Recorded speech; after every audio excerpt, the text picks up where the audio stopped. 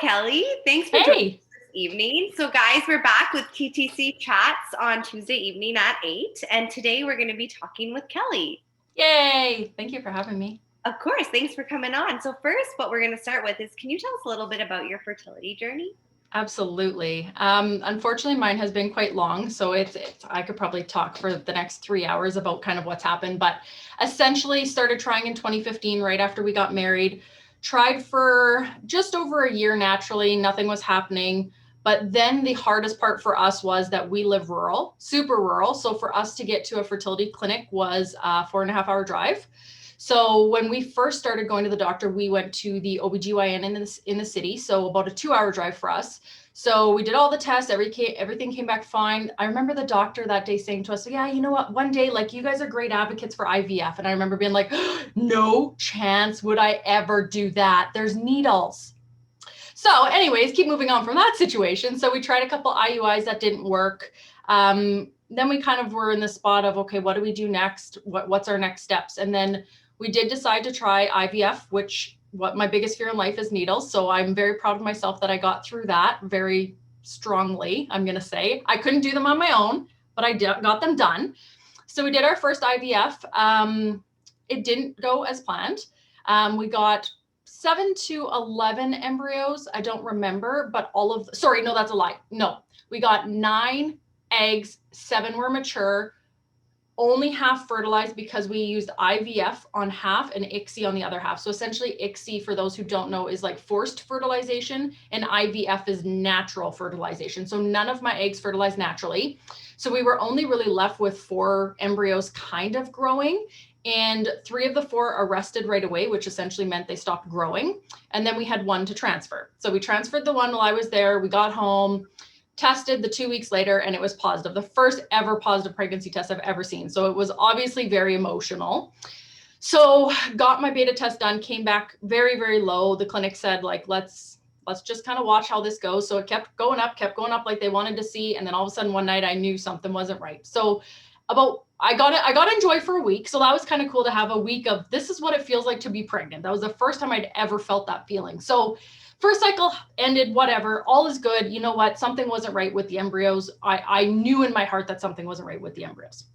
So we changed things up for cycle 2. They put me on what's called DHEA to help with some egg quality stuff for about 3 months before our second cycle. We went into the second cycle and I was feeling so hopeful. I'm like, this is it. We changed things, different protocol. I'm taking this new drug. This is going to be it.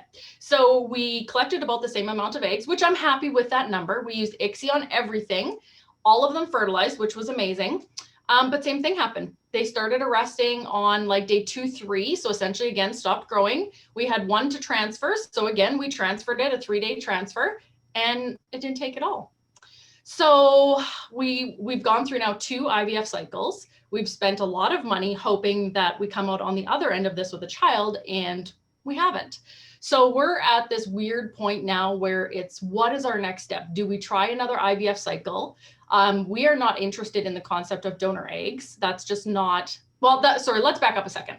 I do not like the idea of donor eggs and it being his sperm, because that's half his child and not half of mine. And that just feels weird to me. And I know for some people that's a great option, and I'm thrilled that that works for them. But for me, it makes me uncomfortable. So now the talk is, do we do another IVF with a potential possibility of it going terribly as well? Or do we look at something like embryo adoption, which for me, I had no idea that was even a thing 5 years ago. So we're in this really weird limbo right now. COVID has kind of not put a kink in our plans, because for us, we were kind of at this standstill anyways, but it's kind of been this almost forced nice break as well, where it's not worrying about next steps. So as of right now, I don't really know what's next. So that's the hard part about the journey, is when things don't go really as planned, you don't really know what's next and what it looks like. And that's a scary thing. Thank you so much for sharing, Kelly. There was a lot there, and I can only imagine that's a super overwhelming journey. And I just wanted to say, I'm really appreciative that you highlighted quite a few things that I think a lot of our members and the people who follow us feel as well. Like, one thing that I wanted to say was that you recognized your boundaries. And I think sometimes people feel like almost unvalidated to be able to say that they have boundaries, right? To be able to say that that might be possible, but that's not something that I'm comfortable with. Yep. Well, and that I knew that right away. And I think too, like the longer the journey goes on, so we're just going into our, so what did we start? So we've been 5 years trying. And I feel like the longer the journey goes on, the more vocal I am about everything. The journey itself, what I will and won't accept. It's like I'm getting more comfortable with being uncomfortable in the situations and being able to vocalize how I'm feeling. So, and that was a conversation we had to have, which is such a terrible conversation for a husband and wife to have, or any couple to have, saying, hey, is it going to be half my child and half yours, when you have that opportunity for it to be both of yours? It's such an odd conversation that you never expect to have. But one thing, and I've talked about this many times with many people, is infertility has actually benefited our communication as a couple, because now we talk about these hard things. We talk about all these crazy things that we never imagined, but it's this ability to communicate with each other better too, which is a beautiful thing kind of during a terrible journey, but I'll take it as a positive. And it's true, right? There are so many challenging moments, but a lot of those are challenging conversations, right? Because in the world of infertility, there are so many possibilities, but that doesn't mean that every possibility is right for you. 100%. And you have to sit down sometimes and have that conversation. Okay, this is where we're at. What is your boundary and your line that you can't cross? And what is mine? Because you've got to make sure you guys are on the same page, right? Because they might not line up. I agree. One might be uncomfortable with, the other may not have even thought of. Or, exactly. I remember in one of our conversations, even getting to the point of surrogacy, it was like talking about that was like oh, I guess that is something that might be on the table, right? Mm-hmm. Like it's having those uncomfortable conversations that you need to have that I don't think you ever imagined would come up in your marriage. No, and it's scary to have those, because those are conversations you never expected to have. But the thing too that's challenging is they have to be had at the right point in time, because you can't have a conversation about surrogacy when you're not even at that point emotionally, physically, mentally, anything. You can't have that conversation yet, right? So it's like all these conversations have their specific spots, but it's so hard to know when the right spot is for them, because you're never ready for them. You're never ready for these conversations. And sometimes you have to revisit, right? Like how you felt in 2017 about surrogacy might not be how you feel in 2019. Yeah. In 2017, it was a mad year. I was mad in 2017. It's the stages of grief, right? Going through infertility. It's the denial, the anger, every single emotion that comes with grief is hard into infertility. And the sad thing is it's, you go through those emotions every single month, but then you also go through those emotions throughout the entire long journey that you're on. So you're constantly in this battle of thousands of emotions going on every minute of your life, because it's all encompassing. It takes over your entire life. And let's not forget about every cycle, and then every doctor's appointment, and every change in your plan, right? They say you have to talk to your spouse about money and bills, and if you want to have kids before you get married. They don't say you have to talk about how far you're willing to go to make that possible, right? Yes. Well, and this just reminded me of kind of a funny story, and this just goes to show what it's like when you go through fertility treatments. So after, I don't know if it's a first or second retrieval, I was in the room, and after you do it, you're a little bit kind of out of it. You're a little bit drugged up. You don't really know. I had an idea of what was happening, but I remember my husband after being like, oh my God, Kelly, your gown was open. And like the embryologist saw things. And I was like, were you not just in the room with me? Like everybody has seen things. Yeah, everybody in this clinic has been up in there. Yes. So it was just cute that he was like, oh my God, like I should have closed your gown. And it was like, I think it's okay. I think it's okay. So it's just, it's sad how comfortable we become with our bodies. But again, it's almost another blessing where it's like, I know my body so well now, because I listen to it so well. Like I know everything about my body now, because I've not that I've had to pay attention, but I've wanted to pay attention to try to help my body figure out how to get pregnant, essentially. And you kind of really learned about yourself physically, not just mentally, which is, again, like you said, some sort of silver lining along Exactly. So given your journey and that you're still on, and all of those ups and downs and in-betweens, where's somewhere that you have found support throughout this? Well, what a great question, sitting here with you tonight. So I know when I first started struggling with infertility, I was very closed-mouthed about it. I wasn't comfortable talking about it. I thought something was wrong with me. I was mad at myself that I was like, oh my God, I'm supposed to have a baby. Sorry.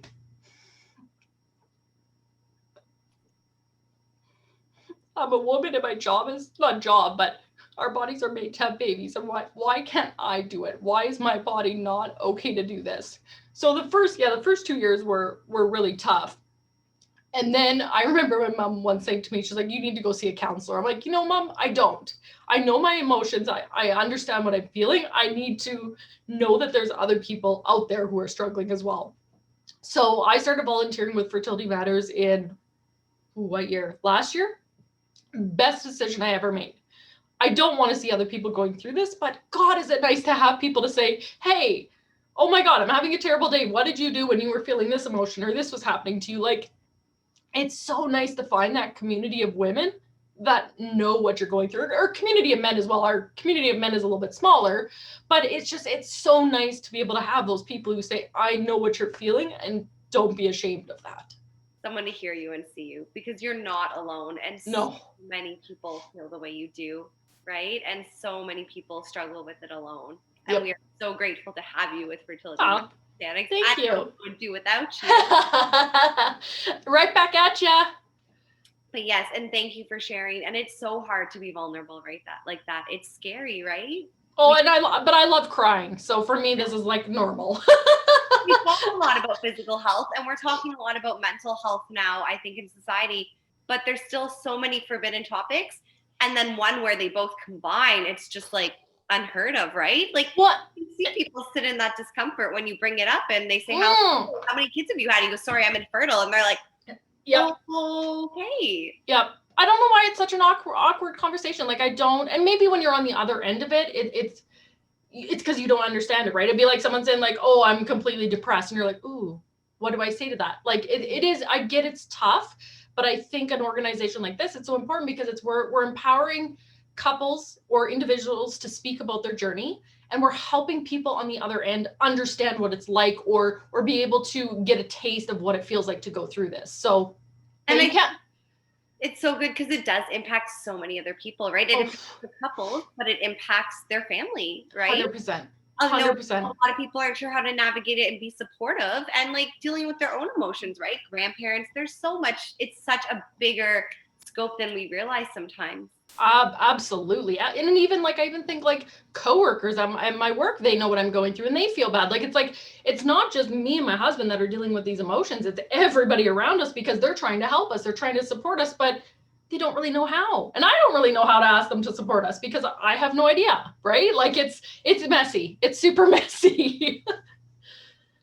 But it's great to find, I think, those people that you can sit there and you can be in that mess with, right? Yes. And you just sit there and feel it and yes. it and work yep. through it. Yep. There's this saying, and I don't like this saying, but it kind of like explains this, is the saying, misery loves company. Now, I'm not saying I'm misery, but it's like, it's just that when people understand what you're feeling and what you're going through, it's so comforting to know that they understand when you say, I'm going through this, or I'm feeling this emotion, or I have a retrieval tomorrow. Like, they know the highs and the lows of what you're going through, and they can relate to you, and they can actually give you comments that make you feel better and not actually make you feel like crap. Because that's happened before. If you say something to someone who's never been through it, it's very easy for them, and not on purpose, but to say something that actually really hurts your feelings. So just to have a community of people who, they got your back, they can support you, and they know kind of how to talk you through things is so important. I agree 100%. And I think a lot of people recognize that too, that their journey took a much different turn, not necessarily with their fertility, but when they were able to access some sort of support. Exactly. And finding someone who understood the same. Exactly. If there was something that you have learned throughout this journey, what would that be? What could you point out that sticks out in your mind? Oh boy. And it can be more than one. I would say the biggest thing for me is to advocate for yourself. So I've always known there was something wrong. Not something wrong. My menstrual cycle was never perfect. It was always very, very short. My last part of my cycle was always really short in that piece. And I always knew there was something wrong. And I always pushed and I pushed and I pushed, and doctors always pushed back. And I'm like, I swear so just advocating for yourself. If you know something doesn't feel right, or something's wrong, or you just have this inkling, like push, because you know your body the best. If you're feeling off, or that would be for sure my biggest thing. There's no doubt about that. Advocate for yourself, because you know yourself best, and you know what you're feeling more than anybody else out there.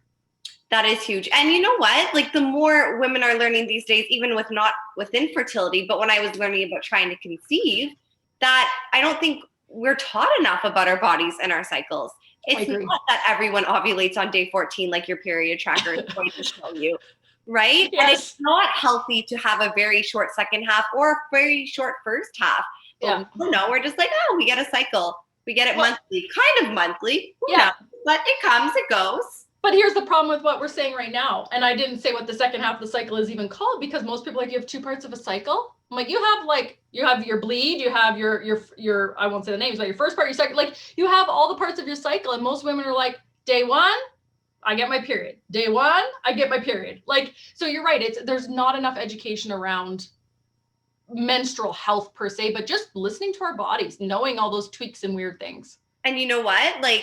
Again, not going into details, and I'm sure there's great GPs out there. From what I've heard, most GPs are like, eat healthy, go on a prenatal, go off the pill, and start having sexual intercourse, and see me again in a year if you don't get pregnant. Yeah. There's so much problematic with that, right? Because even my poor husband, when he first found out that you have one window a month, and I think the healthy couple has 25 to 30% chance of conceiving every month. Mm-hmm. And he's like, what? Super low. It is healthy couple?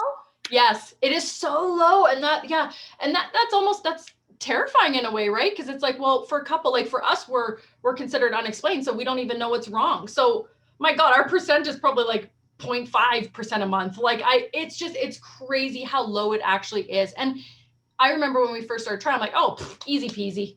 3 months and we'll be good. Oh my God. And now I'm like, 3 months times a lot of months. But again, I listen to my body now. It's become easier to kind of watch for the signs of when I'm ovulating. And it's been that blessing of now I know how to recognize these things in my body better. I remember a specialist appointment saying, oh, you have a 5% chance of conceiving naturally. And I said, pardon? We haven't even done, most couples, once they hit a year of not conceiving successfully, you're down to a 5% chance. And right? But, and I'm sure there's factors to each, and that's just a generalization. So these guys don't quote me, but right? And Mandy said after a year you get referred, right? And just again, I bet you so many people don't realize how low that number is, right? That's super low. Yeah, I didn't even know that. I had no idea. That's very, very low. So I don't think anyone regrets anything. Like you said, there's amazing things that you can learn on this journey. There's a silver lining to anything. But if you could think back, is there anything that you think you would have done differently? Yeah. I agree with what you're saying. Ultimately, when I thought of this question, I'm like, no, this is the journey. This is kind of what was supposed to happen. But there is one piece that I kind of look back in hindsight, and I wish I had done it a little bit differently. And what that is the length of time. So we did our first IVF cycle. It didn't work. And I was very anxious to try again. I was like, let's go. I'm ready. I'm roaring. I was all hyped up. Right? My adrenaline for doing another IVF was at an all-time high. So we did the 3 months of DHEA and jumped right back in. And it didn't work. And you know what? If it had worked, then obviously I wouldn't be saying this. But I wish I would have given my body more time in between cycle 1 and cycle 2 of our IVFs to really just take care of me, take care of my body, allow my body to kind of get back to normal, whatever normal is. I do wish I had given myself more time in there. So now if I'm ever talking to someone who's going from their first to second cycle, I just kind of give my story. I don't say you should wait. I just say, I wish I had waited because my body needed more time. And I emotionally needed more time. The first cycle ended in a chemical pregnancy. That was the first ever pregnancy. I needed to give myself more time, but I let the adrenaline and the anxiousness take over. Yes, I was still excited, but I would have been excited if we had waited 5 months or 6 months or 7 months. So I wouldn't call it a regret, but that would be my one thing where I'm like, I wish I would have done it a little bit differently, but it's okay. This is where we're supposed to be at, and it's okay. And I really appreciate you pointing that out. And that was something you mentioned earlier about taking a break as well. And I wanted to recognize that because I think sometimes it is so easy to get caught up. And I was there too, right? And jumping from cycle to cycle. Yep. And I remember mentioning in one of our previous talks with another interviewee that this is one of the journeys that feels the longest because you just want, or you're yearning for that thing and that child so much, but it also goes by so quick because it's appointment after appointment after cycle up, and it feels like you're waiting, but you're not always really waiting that long. And that was, within 2 years, I think there was 2 IVF cycles, and IUI. Yeah. And you just, right. You're just I think sometimes it's really easy. And again, not to say that there's a right or a wrong choice, but it's really easy to fill that void and that loss. And rather than processing those emotions, jump into another to kind of direct the emotions and look for the excitement. And those emotions have to go somewhere, right? And they're just going to build up and build up and build up. You know, I just thought of something that I've never thought of before, but like through infertility, you almost go into like this infertility autopilot, right? It's like you get to the point in your cycle, whether you're trying naturally, okay, you have intercourse, okay, now the 2-week window, it's like you kind of forget about the in-between parts and you get on this like autopilot where you're like, how's it been 5 years? What's like, oh my God, where did 5 years go? What's happened? What's gone on? Like, yeah, it's almost, infertility autopilot. I've never thought of that before, but it totally is. And it's so nerve-wracking to think of taking a break. And I think we've all been there, but I also think that there's definitely some value to recognizing that it's okay to take a break and we need to process those emotions in a healthy way. And you know what? It's okay. It's still going to be there, right? Yes. Yep. Right. And kind of finding that balance, like you said, like finding the balance of fulfilling that need of trying, but also recognizing to be in a healthy place, your body physically and mentally. Yeah. Well, and a big elephant in the room with infertility too, that what's nice about like the breaks is intercourse becomes super awkward and forced when you're going through infertility, that taking these breaks is also good for that sex life, essentially. Like it's you need to get that back as a couple, because that it unfortunately it really hinders that sexual relationship. So the breaks are almost needed and nice in the sense that you can kind of reconnect with your partner as well. So it is important to take those breaks if you are able to. Age related, sometimes people can't, right? They can't take that break, and that's absolutely fine, but the breaks are not a bad thing.